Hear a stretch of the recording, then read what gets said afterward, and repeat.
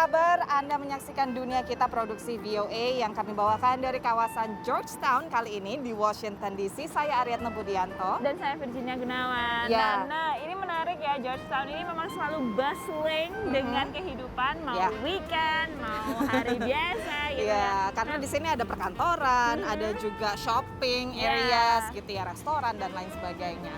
Nah, pemirsa, dalam episode kali ini kami ingin mengajak Anda untuk terinspirasi oleh sebuah perayaan yaitu World Day of Social Justice ya, Atau yang hari keadilan sosial. dunia. Betul, ya. Memang social justice atau keadilan sosial itu memang aiming dari setiap negara ya. Memang kategorinya itu banyak, misalnya kelaparan, unequal employment, ya, atau poverty, kemiskinan, itu ya, juga gender inequality. Gender. Betul. Benar. Jadi masuk salah satunya untuk tema kali ini adalah ada sebuah fenomena di Amerika Serikat, tingginya tingkat incarceration atau orang masuk penjara di Amerika Serikat. Tidak heran bahwa penjara-penjara di seluruh Amerika Serikat itu sangat penuh.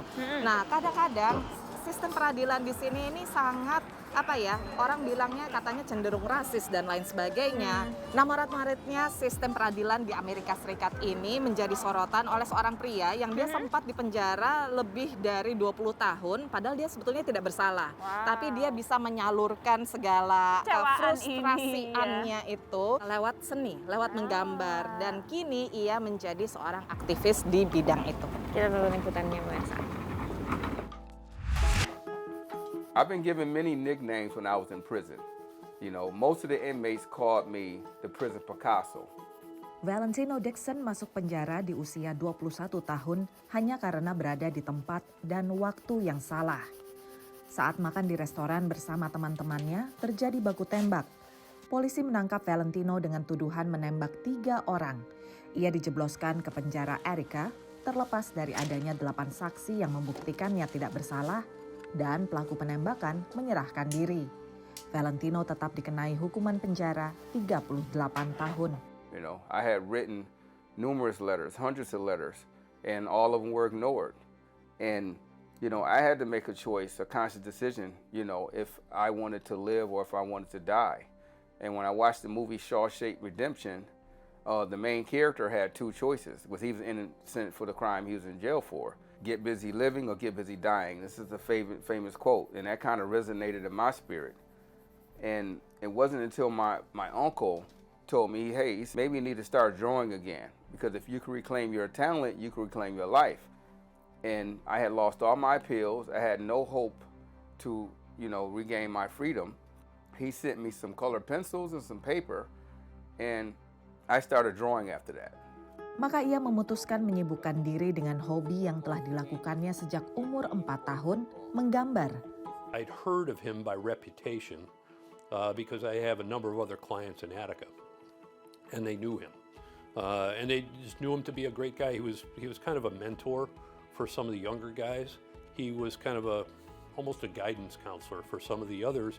And they would come and he would draw 8 or 10 hours a day. They'd come just watch him draw. And it's almost like meditation, I think. And I drew over 500 greeting cards over a 15-year period. These are all hand-drawn with colored pencils.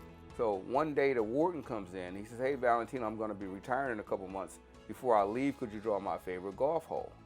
The warden brought the picture in. I drew it for him. He loved it. My neighbor says, hey, Valentino, you should draw more golf holes. He forced it on me and brought me some old Golf Digest magazines, tossed them on my bed. He said, hey, you know, you might find some interesting golf courses to draw.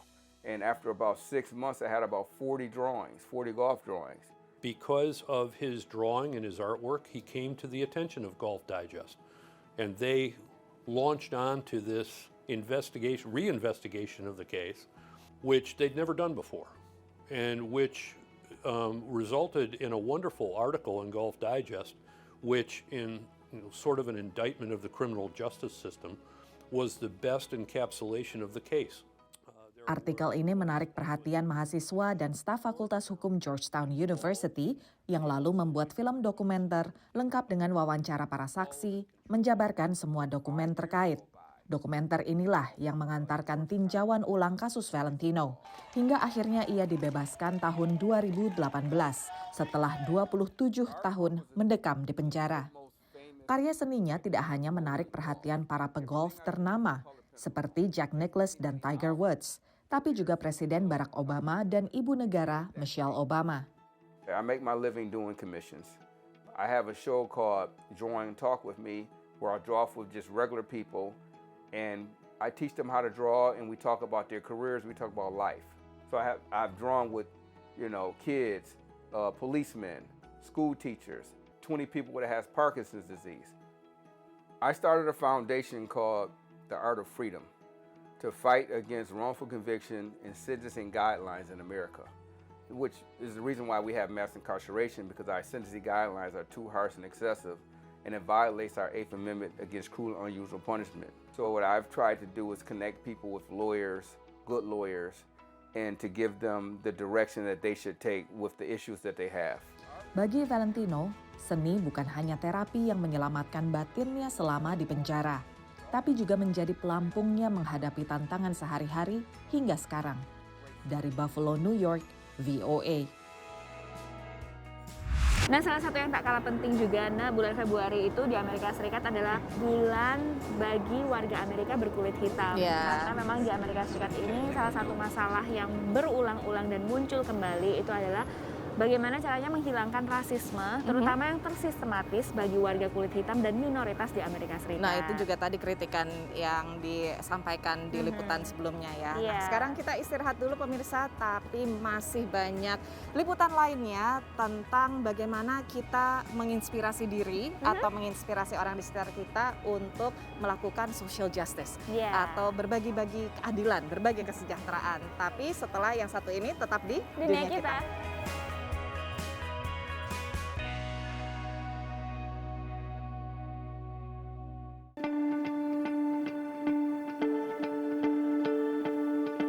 Pemirsa, Anda masih menyaksikan Dunia Kita dari VOA. Kami masih berjalan-jalan di kawasan Georgetown, Washington DC.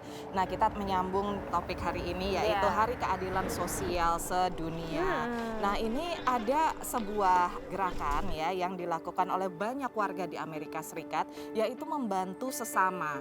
Membantu terutama para pendatang, para imigran yang baru datang ke Amerika Serikat. Mereka kan adjust, itu susah ya, apalagi untuk mencari kerja, untuk memulai hidup baru di sini. Ini ada salah satu inisiatif yang dilakukan oleh imigran juga, yang ia ingin mengembangkan kemampuan para imigran lain lewat kursus singkat untuk belajar teknik informatika. Selain itu kita juga punya cerita tentang bagaimana efek dari bekerja dan burnout nih. Nah, ini mungkin tidak dialami oleh banyak negara ya di dunia. Jadi orang di Amerika itu terkenal mereka pekerja keras dan harus bekerja keras untuk bisa hidup di sini. Benar. Nah, salah satu dampaknya ya burnout itu. Kita tonton pemirsa. Ayah 3 anak ini adalah imigran Uighur, insinyur teknik informatika, sekaligus pendiri Tech Circle. Tech Circle is IT training bootcamp. It was founded in 2019 by 2 Uyghur friends who share the same goal of inspiring people from any type of background to obtain the IT career opportunity and without having any sort of IT degree. Example, let's say John. I think in the United States, with any immigrant we come to this country, they're struggling with the immigration process. That is the challenging part. Once you have your status here and then you're starting to working as a minimum wage companies like I did, I had 4 jobs at the same time. When I came here, I like the idea what they have. I like how their philosophy, to helping people, even if you don't have no background, it help you and they would teach you all these skills, and you learn and they switch your life, from making like $15 to make like $120K a year. So that's totally. So I stuck with them. I learned the technology. That for me, like Tech Circle is not like school. For me, it's like a home and family here in USA.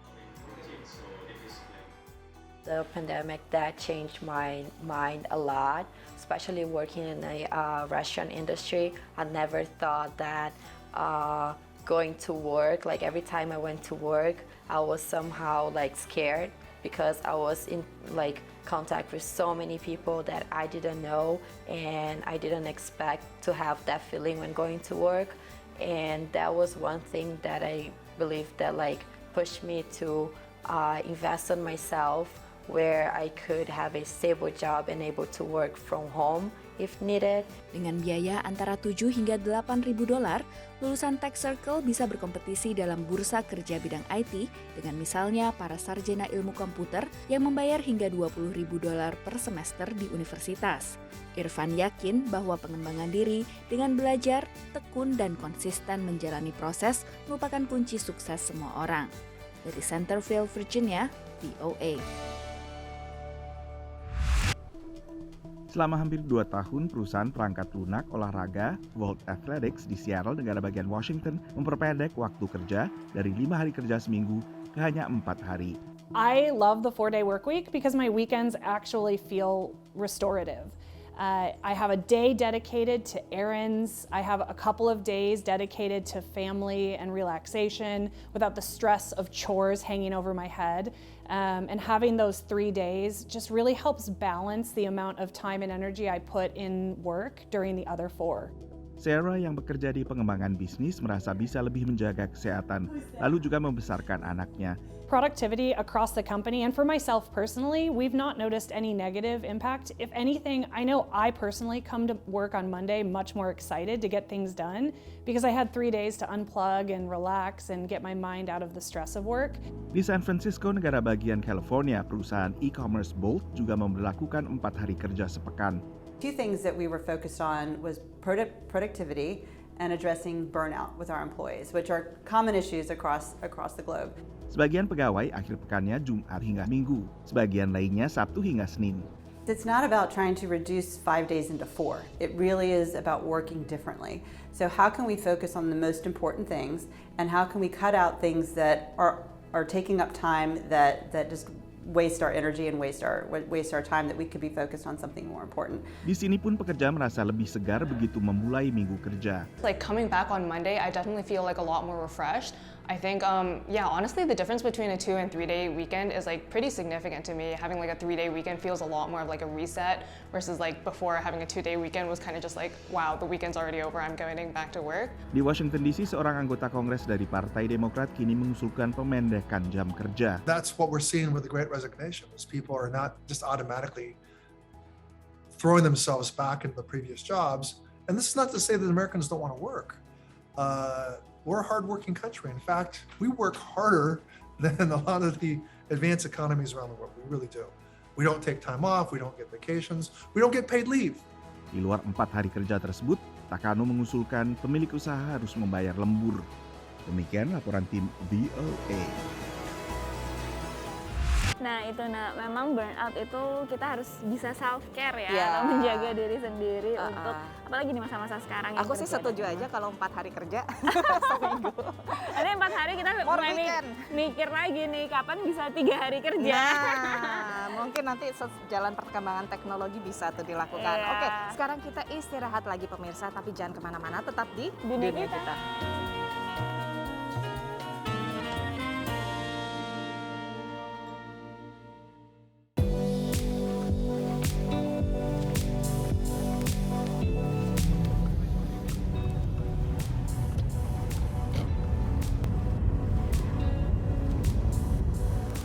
Dalam program dunia kita dan kita masih jalan-jalan di Georgetown, tapi ini agak melipir ke daerah pertokoan. Iya, tapi masih sambil membahas tentang Hari Keadilan Sosial Sedunia, di mana kita diajak untuk berbagi demi kesejahteraan bersama gitu. Kita kalau bisa membantu yang lain. Nah, ini adalah salah satu cerita tentang bagaimana caranya kita saling membantu bisnis yang didirikan oleh perempuan. Caranya bisa macam-macam ya. Pasti membantu mereka dengan mendukung, dengan membeli dong produk mereka. Kalau mampu gitu ya, urun dana, urun modal. Banyak caranya, dan juga selain itu kita mau melihat toko pop-up atau toko yang pasar dadakan ya. Diberikan oleh pebisnis restoran ya, yang sudah sukses, itu mereka berbagilah bantu mereka yang mulai meniti karir di bidang bisnis kuliner.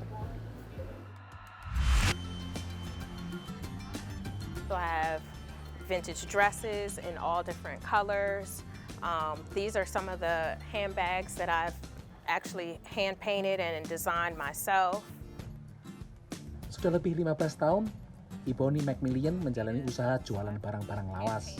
This is the first time I've had the opportunity to be in a physical store. So when this opportunity came upon me, I was very happy. Toko tempat ia berjualan, Shop Her, berada di dalam Union Station, stasiun kereta api di Washington DC. Shop Her yang dibuka bulan November lalu merupakan pop-up store yang digagas dan didukung oleh sejumlah organisasi, salah satunya DC Women's Business Center. Shop Her is a small business retail incubator for women-owned businesses in the DC metro region. Shop Her is a pop-up, and it will be here at least until the end of April. We're hoping to extend it longer, but it's also an incubator. It's a place where these small businesses can launch their business, grow their business, and learn about business operations as well. Ada 15 penjajah berjualan di Shop Her.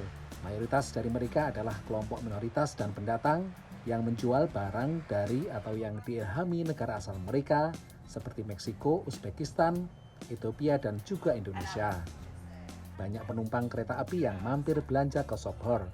They're making their life doing beautiful work, creating and supporting each other with a collective like this. Julia Semchenko yang berasal dari Uzbekistan ini menjual kain ikat dan baju atau jas dari kain ikat. It's a big support because we don't have to pay rent here at Shop Her. They help us to raise our business, and to advertise our products. Memiliki toko sendiri tentu menjadi cita-cita mereka. Namun untuk sementara ini, dengan Shop Her, mereka ikut menggairahkan pertokoan di lantai 2 Union Station yang lesu selama pandemi. Dari Washington DC, Supriyono, VOA. Akhir pekan, restoran Jepang Kirimachi Ramen di San Francisco, California dipenuhi pembeli yang antri membeli atau menikmati makanan. Mereka bukan menikmati semangkuk ramen, menu khas restoran milik pasangan diaspora Indonesia Leonardi Gondoputro dan Febri Arnold, melainkan sebungkus nasi Padang. Kebetulan restoran saya tutup hari Sabtu dan Minggu, dan saya mengundang bisnis-bisnis diaspora Indonesia itu untuk buka bisnis di San Francisco. Pop-up restoran atau restoran dadakan memperkenalkan masakan Indonesia adalah event pop-up kedua di Kirimachi Ramen, yang kali ini bekerja sama dengan Henny Minderman, pemilik bisnis catering Dapur Ngebul. Nah kemarin ini saya bilang, kenapa kita nggak pop-up? Jadi Febri sendiri dari Kirimachi tanya ada license, ada insurance, saya bilang semuanya ada. Membuka restoran bisnis di San Francisco itu sangat mahal. Dan dengan pop-up ini, mereka dapat menyajikan masakan mereka untuk masyarakat di Bay Area. Dapur Ngebul menawarkan street food atau makanan Indonesia otentik yang biasa dijajakan di pinggir jalan. Didirikan sejak 10 tahun lalu bersama suaminya, sejak pandemi, Henny semakin aktif memperkenalkan makanannya di San Francisco Bay Area secara daring melalui media sosial. Dengan menu favorit nasi bungkus Padang dan empek-empek kapal selam, Dapur Ngebul ingin memperluas pelanggannya yang saat ini 90% diaspora Indonesia. Lagi kayak ngidam banget nasi Padang gitu, jadi kayak pas lihat ada acara ini langsung pengen gitu. I mean, it was all really good together, especially the sauce. Everything tasted really good together, complemented each other. Kedepannya, Henny berharap dapat terus berkolaborasi dengan para diaspora pemilik bisnis di San Francisco Bay Area. Karena kan di sini juga kita sesama orang Indonesia yang ada di Amerika ya, kita ya maunya sih berkolaborasi lah, supaya makanan kita ini lebih dikenal lagi oleh masyarakat Amerika. Dari San Francisco, California, VOA. Nah, udah setengah jam, nggak kerasa kami menemani Anda, berarti waktunya untuk pamit dulu ya, Jin. Tapi kalau misalnya Anda mau nonton lagi Dunia Kita yang sekarang, atau episode sebelumnya, atau juga program-program VOA yang lainnya, langsung aja kunjungi situs kami, www.voaindonesia.com, atau nonton di YouTube channel VOA Indonesia. Nah, juga mengingatkan untuk episode ke-1000 Dunia Kita kali ini, jangan lupa kirim video, kesan, pesan, pertanyaan apapun itu, bisa langsung sesuai dengan formatnya, tonton juga di sosial sosial media yang tadi kami, itu ada untuk seperti petunjuknya, apa. betul. Ya, yang beruntung dapat souvenir ya dari VOA. Kami kirimkan tanda terima kasih dari VOA, tanda cinta. Nah, kalau gitu kita undur diri dulu. Saya Aryat Nembudianto. Dan saya Virginia Gunawan. Sampai ketemu lagi minggu depan. Dadah.